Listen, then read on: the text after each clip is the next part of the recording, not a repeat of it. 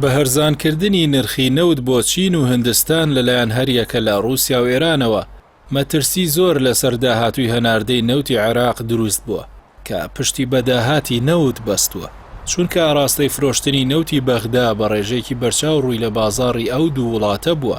بەڵام هەندێکی دیکە و قەیرانە بە هەلێک دەبینن کە ئاراستەی هەناردەی نەوتی وڵاتەکە ڕوو لە ئەوروپا بکات کە لە دوای جەنگی ئۆکرانیا بازاڕێکی گەورە و مسۆگەرترە.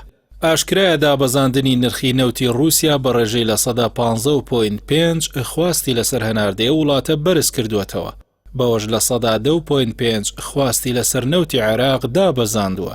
بڕیاری دابەزاندنی نرخی 1 بەرمیل نەوتی ئێران بە $10 کەمتر لە بازار کێبڕکێکی بەهێزی بەرامبەر نەوتی عێراق خوڵقاندووە.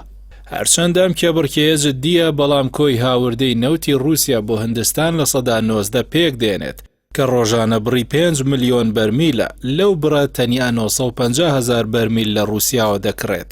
عێراق لە دوای سعودیە دووەمین وڵاتی هەناردەکاری نەوتە بۆ هندستان.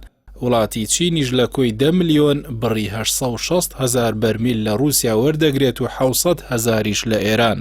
پسپۆرانی ئابووری بڕوایان وایە عێراق دەبێ بازاڕی هەناردەی نەوتەکەی فراوان بکات، بە تایبەتی ڕووبکاتە بازاڕەکانی ئەوروپا و ئەمریکا. خەمڵاندنەکان ئاماژە بەوە دەدەن هەناردەی نەوتی عێراق بۆ ئەمریکا بەرز بۆتەوە بۆ لە 11. بۆیە دەڵێن دۆخی عێراق سەرەڕای پاشەکشەی بازاڕی ئاسیا لە دوای قەیرانی ئۆکرانیاوە باشە، چونکە کرێی ناردنی نەوتی رووسیا بۆ چین و هندستان لەمپەرێکی دیکەیە کە ناتوانێت بە تەواتی عێراق لەو بازاڕە بێبەش بکات.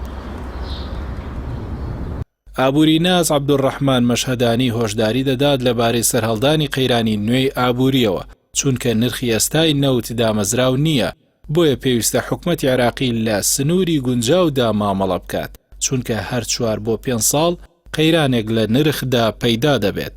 ناوبراو پێی وایە وڵاتانی کەندا و بەهۆی بەهێزی سندوقی سیادیان دۆخی خۆیان کۆنتڕۆڵ کردووە و لە کاتی قەیراندا سوودی لێوەردەگرن و زیانی دابەزینی داهاتی نەوتیان کەم دەکەنەوە.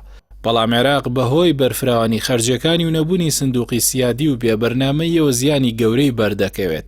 تەنیا پاشەکەوتی بانکی ناوەندی هەیە، بەڵام جێی سەرنجە حکومەتی هەرێمی کوردستان ئەو پشتیوانیەشی نییە و لە چەند ساڵی ڕابردووشدا فرۆشتنی سربەخۆی نەوت بوونە هۆکاری نانبڕینی موچەخۆران و تێکدانی بازاڕەکانی کوردستان.